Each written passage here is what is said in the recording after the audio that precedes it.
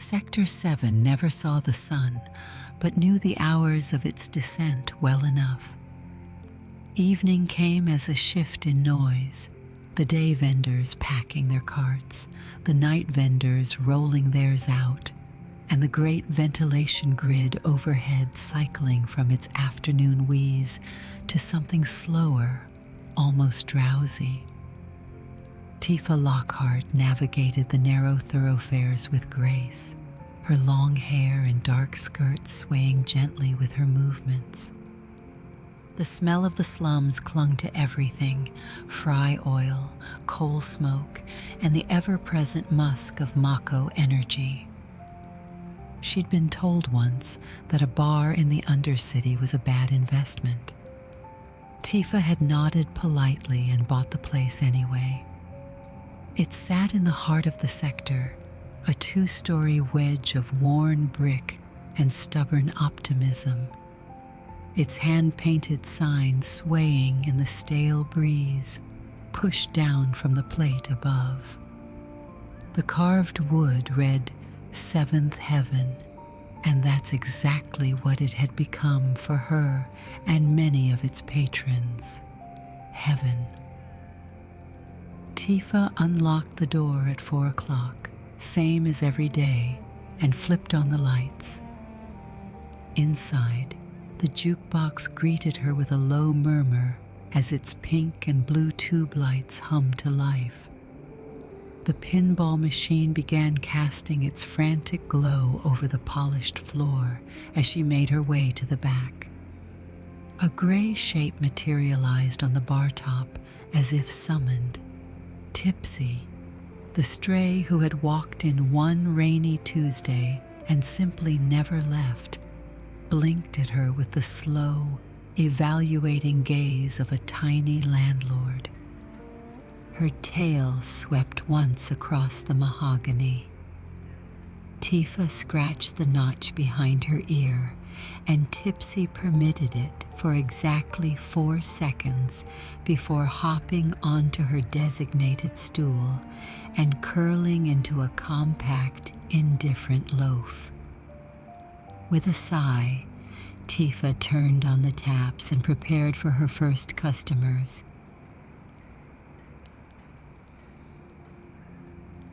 "10 minutes later, the door banged open with the force of a man who had never met a room he couldn't fill. Barrett Wallace stormed in already mid-sentence, gun arm catching the light, boots loud on the floorboards. Marlene trailed in his wake like a small boat behind a battleship, clutching a sheaf of crayon drawings to her yellow dress. She'd been waiting all day to show someone. "Can't find it anywhere," Barrett was saying, dropping onto his usual stool. 2 weeks, Tifa. Reactor projections, oversight documentation, the whole breakdown. Had it right here last night, sitting on the counter, and now..." He spread his hand like a man betrayed by the universe. Tifa set a glass beneath the tap. "You're sure?" "Course I'm sure." He patted his vest as if the papers might have migrated there by instinct.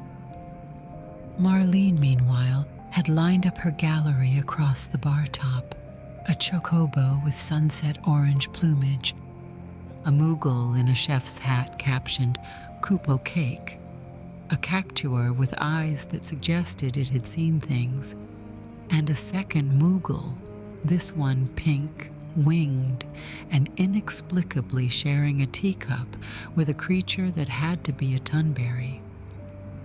She was now coloring a third Moogle, lime green and midsummer salt. Tifa's gaze drifted from the drawings to their backs.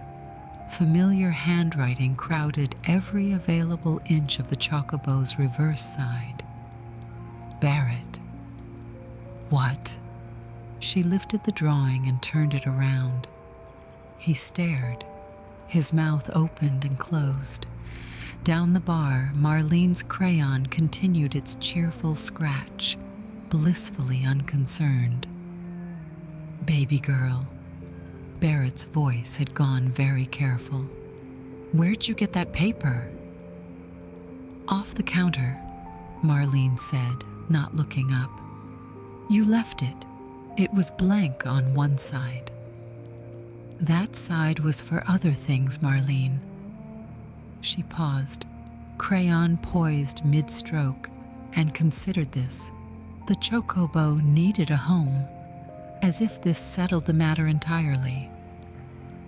Barrett picked up the drawing, his manifesto, his 2 weeks, his detailed Shinra analysis, now backing a slightly lopsided bird with feathers the color of a reactor accident. Marlene had labeled it "Best Bird" in thick reversed letters. "Ain't even spelled right," he muttered. "She's 4, Tifa murmured. "I know she's 4. I'm just..." He exhaled, a long deflating sound, and studied the chocobo like it might contain hidden wisdom. "The tail's not bad." "It's a special chocobo," Marlene informed him. "Course it is," Barrett agreed. "My baby girl made it." By 5 o'clock, the special chocobo hung behind the bar, taped crooked between a vintage gold saucer poster and Tifa's liquor license.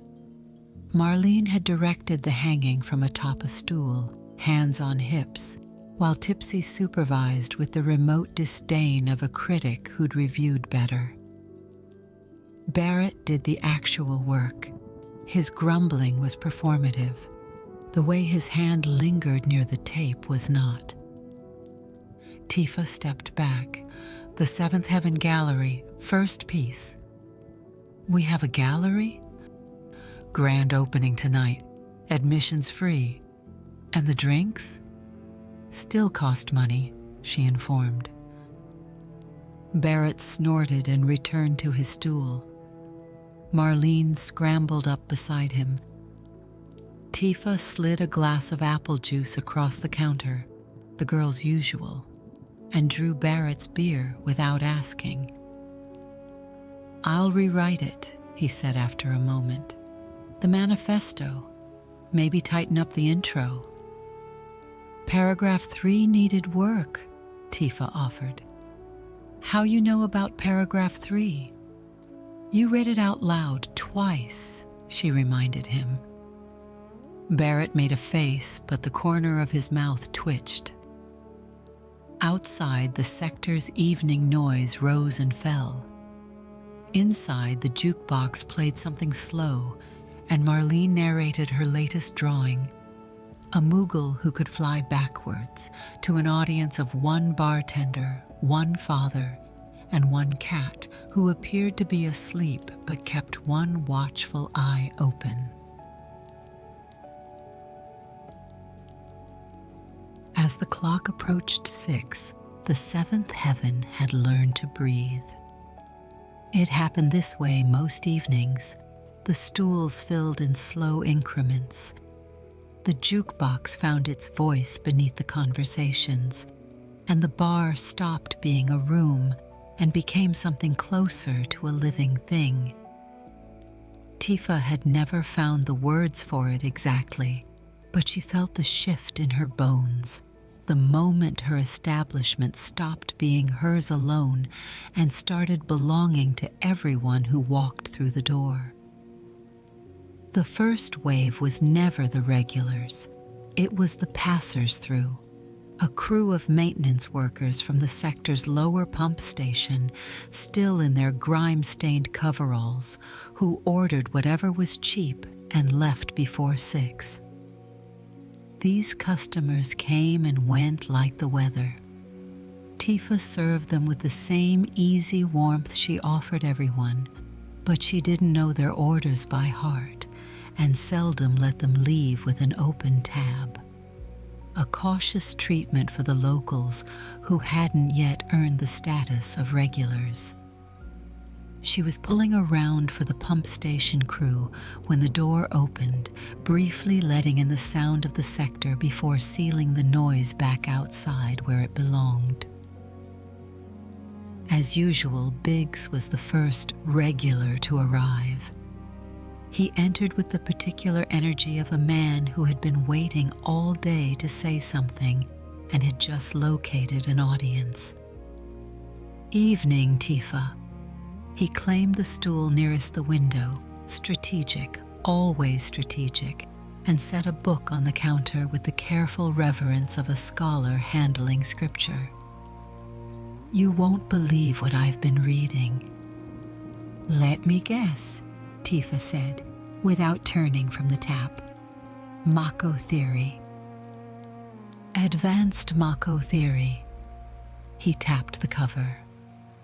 The title was long, foreign-sounding, and Tifa was reasonably certain he'd found it in a discard bin outside the Shinra archives. "This changes everything." "You said that last time."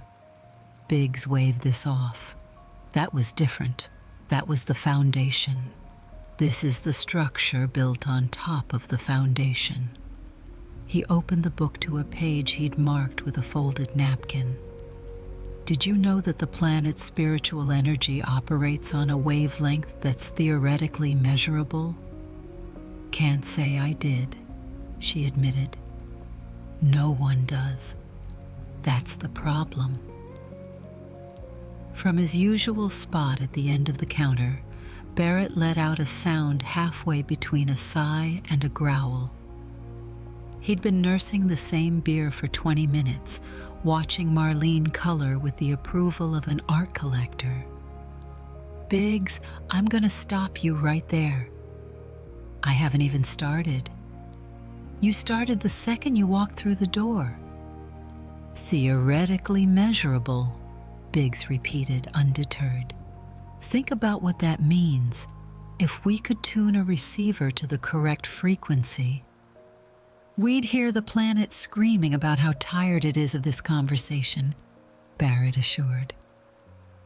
Tifa slid a glass across the counter.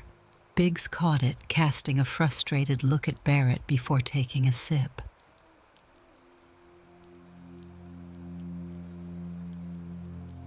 Wedge arrived 7 minutes later, slipping through the door with considerably less fanfare. He was soft where Barrett was hard, round where Biggs was angular, and he moved through the world like someone who had no desire to disturb it.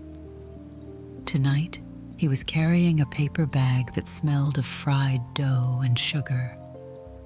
"Hey, Tifa," he greeted, settling onto the stool beside Biggs, where he began unpacking his bag with the care of a picnic.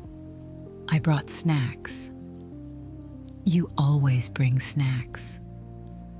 "That's because I believe in being prepared." He extracted a fried dumpling, examining it with genuine affection before taking a bite. Crumbs scattered across the counter.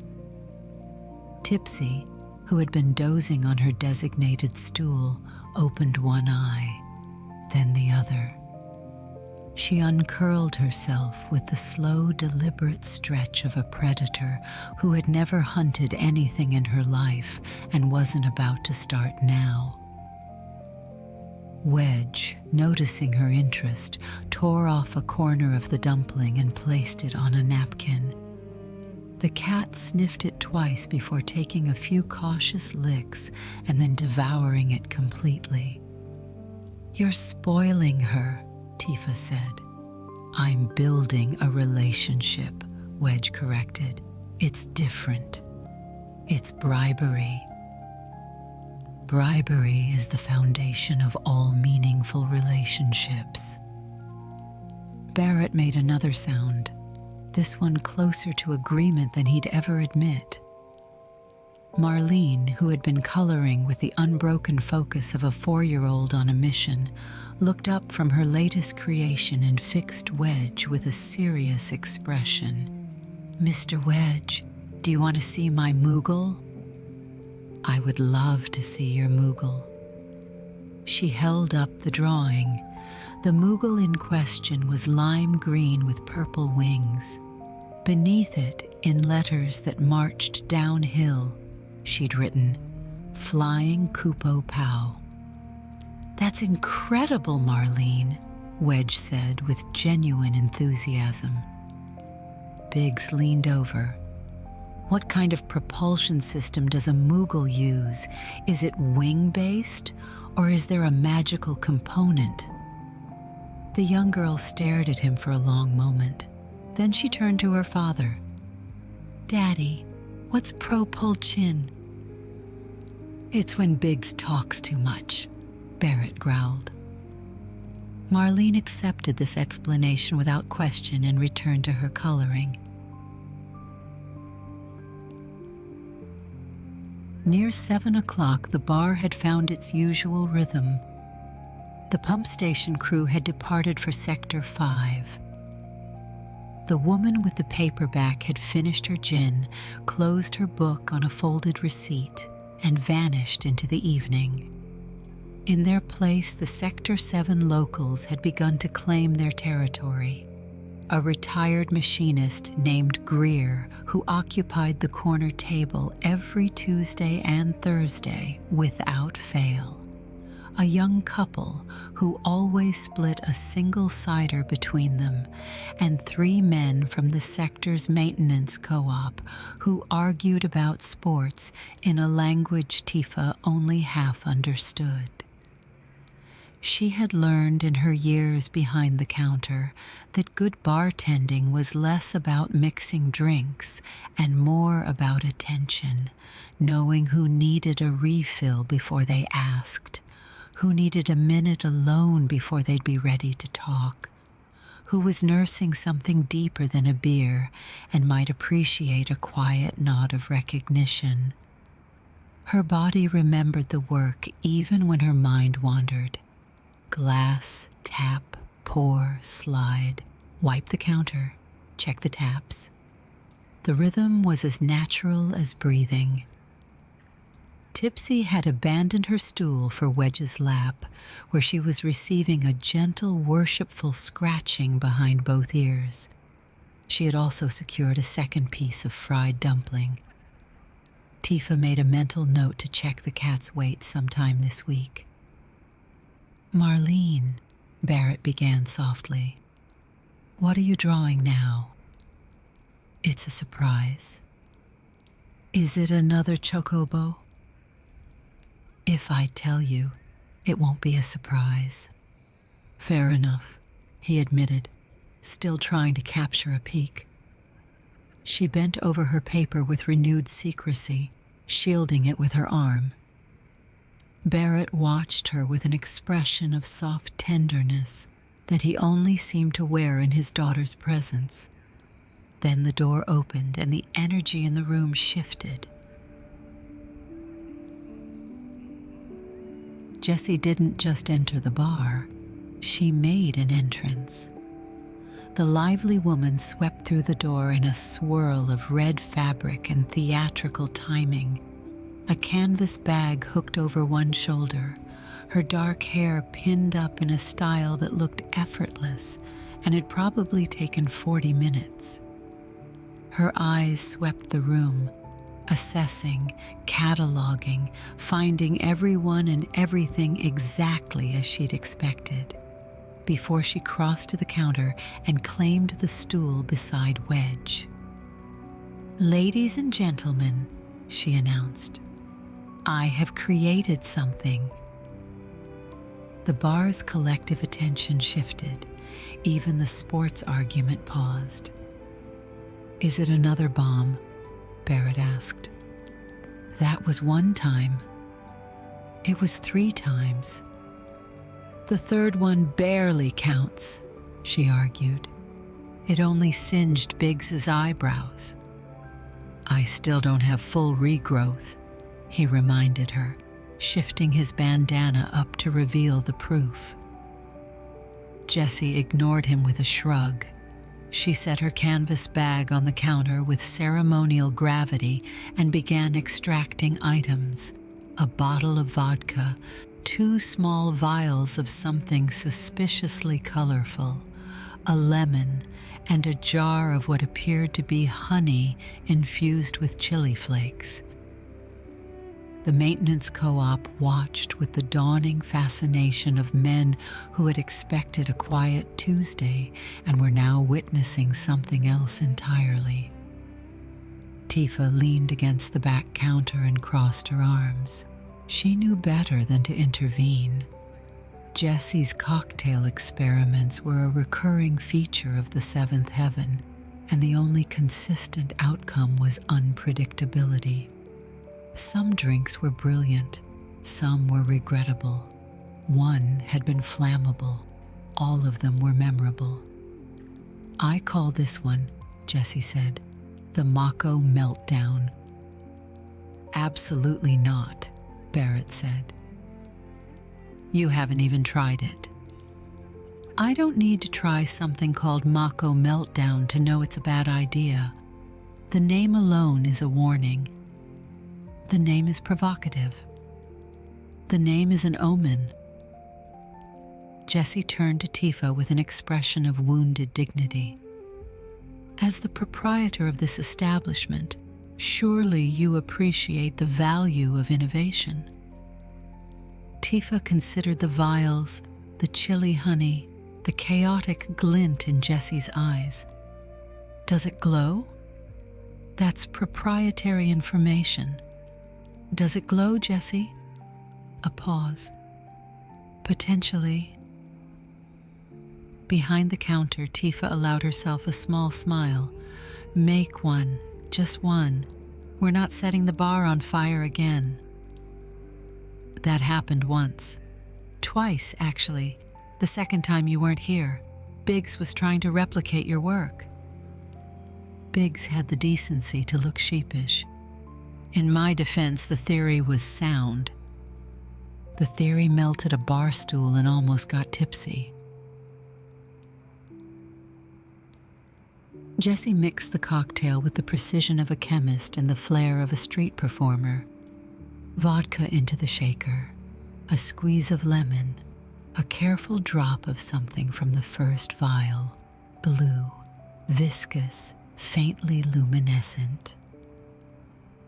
Tifa watched with the same vigilant patience she applied to everything in her bar, ready to intervene if the situation escalated beyond moderate danger.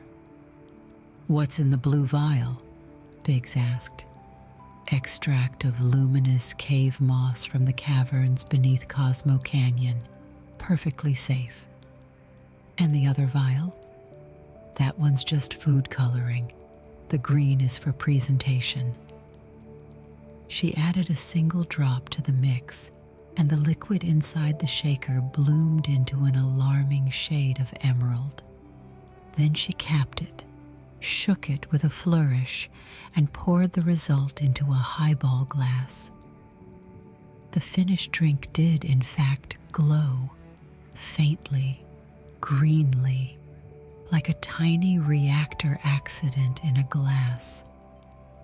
Barrett stared at it. "That ain't natural." "Art isn't supposed to be natural." Jesse slid the glass across the counter. "So, who's brave enough?" Silence greeted her. Somewhere in the bar, the retired machinist Greer coughed. The maintenance co-op had stopped pretending to argue about sports. Wedge was holding his breath. Even Tipsy, from her throne on Wedge's lap, regarded the glowing cocktail with suspicion. Then, the door opened again. Johnny arrived in typical fashion, slightly too fast, with an enthusiasm that outpaced his coordination and a haircut that suggested he'd lost a bet he didn't know he'd made. "Tifa, everybody, you won't believe what I just..." He stopped, blinked at the glowing green cocktail on the counter. "Whoa, what's that?"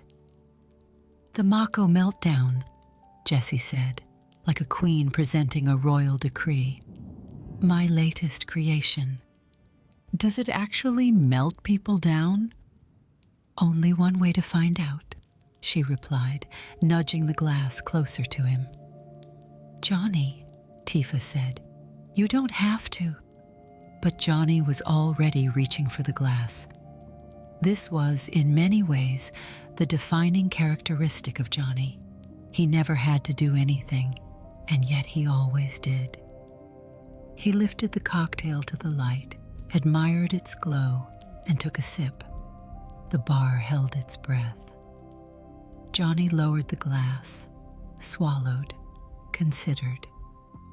His expression cycled through several distinct phases: surprise, confusion, something that might have been transcendence, before settling into a dreamy, distant wonder.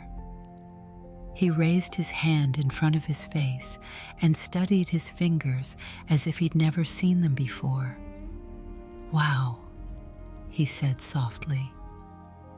"Johnny?" Tifa leaned forward. "Are you okay?" "I can feel the cosmos." "What does that mean?" "I don't know," he admitted, "but it feels good." Barrett looked at Tifa. Tifa looked at Jessie. Jessie looked proud. "See? I told you it was good," she gloated. Tifa reached across the counter, gently removed the glass from Johnny's hand, and poured the remaining contents down the bar sink. Johnny watched this happen with the mournful acceptance of a man losing something precious, but not entirely sure what. "I'll make you a normal drink," Tifa said. "I don't think I want a normal drink anymore. I think I want to keep feeling the cosmos." "That's the cave moss talking," Biggs offered. "No, man, it's the truth." "Here," Tifa interjected, sliding Johnny a new drink. "Have a Cosmo cocktail instead. It's safer." By 7:45, Johnny had begun to ponder the interconnectedness of all living things, and Biggs had commandeered a salt shaker and a coaster to explain Mako resonance theory to anyone who would listen. His audience consisted of Wedge, who was pretending to understand, Tipsy, who was asleep, and Marlene, who was drawing a picture of Tipsy being asleep. Tifa worked the bar in the easy rhythm of a busy evening. Refills, clean glasses, a quiet word with the young couple about their tab, not pushing, just checking in, the way she did. The maintenance crew had resumed their sports argument with fresh vigor. Greer had fallen asleep in the corner, his empty glass beside him, and Tifa made a note to wake him before closing. "So, if you think about the planet as a closed system," Biggs was saying, sliding the salt shaker across the counter, "and the reactors as an open drain on that system—" "The drain's not the right metaphor," Barrett interrupted. "The reactors ain't draining, they're siphoning. There's a difference." "There is absolutely a difference," Biggs agreed enthusiastically. "Siphoning implies an active extraction mechanism, whereas draining could be passive." "Passive extraction is a Shinra talking point," Barrett said. "They want people to think it's natural, like water running downhill. It ain't natural. It's a machine with its teeth in the planet's throat." Johnny, who was still a little woozy from Jessie's drink, nodded gravely. "Not the throat, the life stream," he whispered. No one quite knew what to make of the cryptic comment. Most shrugged it off. Marlene, oblivious to the geopolitical debate happening 3 stools away, held up her latest drawing.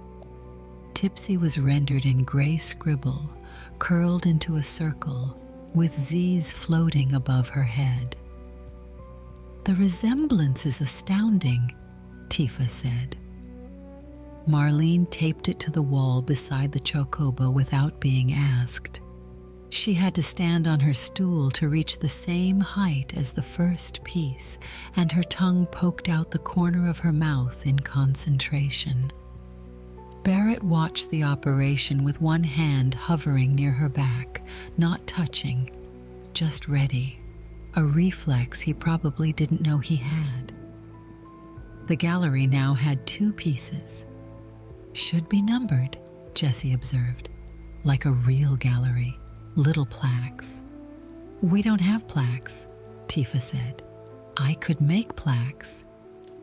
The last thing you made glowed in the dark and made Johnny feel the cosmos and babble about a life stream. That's not a no, she mused with a grin. 20 minutes later, Jessie took over the bar. This happened sometimes. She would announce that Tifa deserved a break, which Tifa always did, and then she would install herself behind the counter with the authority of a supervisor. Tifa let it happen because Jessie was, occasional arson notwithstanding, surprisingly competent, and because it was genuinely nice to sit on the customer's side of the counter for 20 minutes. She took the stool beside Marlene, who was now drawing a tunberry. Mr. Stabby returns, Tifa observed. He's going to a party, Marlene insisted, adding a tiny party hat to the tunberry's head. See? He's festive.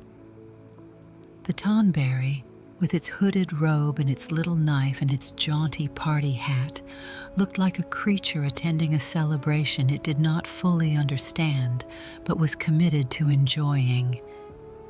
Tifa found this oddly touching. I like his hat, she said. It's his favorite hat, the young girl assured. Behind the bar, Jessie had served 3 drinks without incident, and was now engaged in a spirited argument with the maintenance crew about the upcoming chocobo racing season. She favored a bird called Lightning Strike, who had lost every race it had ever entered. This, she insisted, was part of its strategy. He's due, she said. He's terrible, one of the maintenance men replied. He's strategically terrible. He's lulling the competition into complacency. He's lulling himself into last place, the man insisted. Short-term thinking, Jessie scoffed. When he wins, and he will, the payout's going to be enormous. Barrett, who had been listening to this exchange with the exhausted patience of a man trapped in a room with people he couldn't shoot, turned to Tifa. You gonna let her run your bar? She's doing fine. She's gambling on chocobos with the customers, he informed her. That's not gambling. That's optimism. That's a dubious distinction at best. Tifa just smiled and shrugged. She poured 3 beers and no one's on fire. I'm calling it a win. It wasn't till around 9 when Johnny had recovered and was now revealing his business plan. This was, Tifa reflected later, inevitable. Johnny always had a business plan. They arrived with the regularity of train schedules and the viability of Mughal aviation, which was to say none. But the enthusiasm was genuine, and Tifa had learned to appreciate the ritual for what it was. So I've been thinking, he began. Dangerous words from Johnny. About? Rats. The word hung in the air for a moment. Wedge, who had been feeding Tipsy another piece of fried dough, paused mid-offering. Big set down his salt shaker. Even Tipsy looked up, perhaps hoping someone had said rats in a culinary context. Rats, Tifa repeated. Hear me out. They're small, they're everywhere. They can get into places people can't, and nobody suspects them. He leaned forward, eyes bright. Delivery service. Using rats. Trained rats. Little harnesses. Tiny packages. The Undercity's full of tunnels and vents, and nobody's using them for logistics. It's an untapped market. Barrett rubbed his temples with his good hand. Johnny, I've heard some bad ideas. I've had some bad ideas, but this, it's environmentally sustainable. The rats ain't gonna deliver packages. They're gonna eat the packages. Not if you train them. With what? A rat academy? Johnny considered this. That's actually a good name. Rat Academy. First graduating class, top of the sector. Tifa, who had been listening with the patient expression she reserved for Johnny's business pitches, chimed in. And the health code? Johnny's face cycled through several expressions. Confidence, confusion, the slow dawning realization that laws existed. There's probably an exemption for innovative logistics solutions. There isn't. Could there be? No. He absorbed this with the resilience of a man who had heard no many times and had never once let it stop him. Okay, so the rat thing needs workshopping. Fine. But what about Chocobo rickshaws? Think about it, he continued. Eco-friendly, creates jobs. The birds are right there. There's a Chocobo stable 2 sectors over, Biggs pointed out. Exactly. Easy supply chain, he insisted. The supply chain runs the other direction. Then we run the rickshaws the other direction. Relax, Johnny, Barrett barked. Sit down and finish your cider. The young man sat. He looked deflated for approximately 4 seconds before brightening again. What about trained frogs? Everyone in the bar answered him at once with a shout. Shut up, Johnny. Tipsy meowed, which Tifa chose to interpret as agreement. At 10 o'clock, Marlene set down her crayon. She had produced, over the course of the evening, 6 drawings: the sleeping Tipsy, the festive Tonberry, a Moogle on a swing, another Chocobo, this one blue, labeled Ocean Bird, a Cactuar running away from something unseen, and a small self-portrait in which she was holding hands with a stick figure Tifa, and a very tall stick figure who was probably Barrett. The self-portrait was the only one she didn't tape to the wall. She folded it carefully and tucked it into the pocket of her dress. Then she stood on her stool, raised her glass of apple juice, and announced, with the solemnity of a judge delivering a verdict, "Last call for cocoa." The bar fell silent. This was tradition. It had become tradition 6 months ago, on a night when Marlene had refused to go to bed until everyone in the bar had acknowledged her bedtime, and Tifa had invented the ritual on the spot. Now it was law. The maintenance co-op raised their glasses. "Last call for cocoa," they chorused. 3 grown men who had been arguing about sports 20 seconds ago and now submitted to the authority of a 4-year-old. Greer, who had woken from his nap just in time, raised his empty glass with a confused but willing expression. Biggs and Wedge both raised their cider. Jessie, from behind the counter, raised the shaker and repeated the mantra. Johnny raised his glass and added his voice to the choir. Barrett was last. He raised his beer, his 3rd of the night, still mostly full because he never drank more than he could handle, not with Marlene there, and looked at his daughter with an expression that contained everything he couldn't say. "Last call for cocoa, baby girl." Marlene nodded, satisfied, and stepped down from her seat. Tifa carried the young girl upstairs. The apartment above the bar was small. 2 rooms, a bathroom that worked most days, a kitchen that was more suggestion than room. But Marlene had never known anything else, and to her it was simply home. Tifa navigated the creaking stairs with the girl's weight warm against her shoulder. Marlene's arms looped around her neck, her breath already slowing toward sleep. "You have to read the book," Marlene mumbled. "I know. The one about the chocobo. I know which one. He goes on an adventure, but he misses his nest." They had read the book 40 times. Tifa could recite it from memory.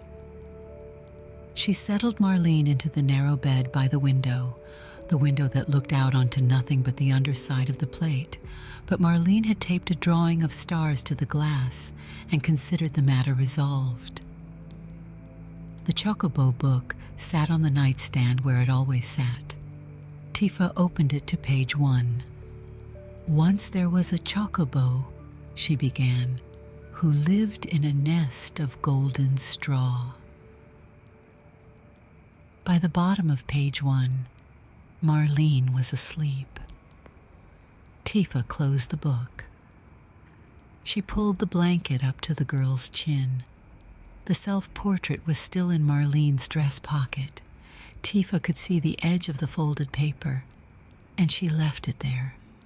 Some things were private, even at 4. The stairs creaked. Barrett filled the doorway, his silhouette blocking the hall light. He didn't say anything. He crossed to the bed, bent down, the gun arm awkward, heavy, the gesture always slightly off balance, and pressed a kiss to Marlene's forehead. His daughter didn't stir. "Cocoa?" Tifa whispered. "She didn't even drink any." "She never does. It's the ceremony." Barrett shook his head, but his mouth did the thing it did when he was pretending not to be moved. He followed Tifa back down the stairs, and the bar swallowed them up again. The warmth, the light, the hum of conversation. The little world Tifa had built and kept building night after night. Between the hours of 11 and midnight, the 7th heaven had begun its slow exhale. The maintenance co-op settled their tab first, still arguing about chocobos, their voices trailing into the evening as the door swung shut behind them.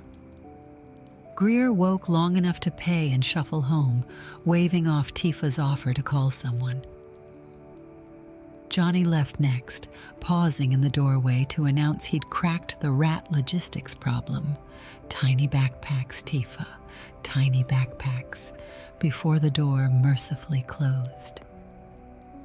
Wedge gathered his empty paper bag and transferred Tipsy from his lap to her stool with the delicacy of a man handling explosives.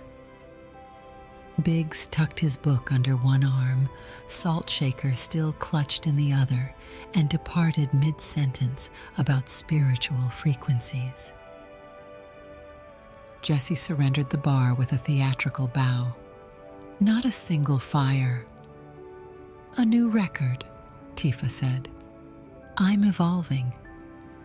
She slung her bag over her shoulder and paused at Marlene's gallery wall. Now 6 drawings strong, each one crooked and perfect. "You know, in 100 years, these will be worth something. They're in crayon. That's what makes them authentic."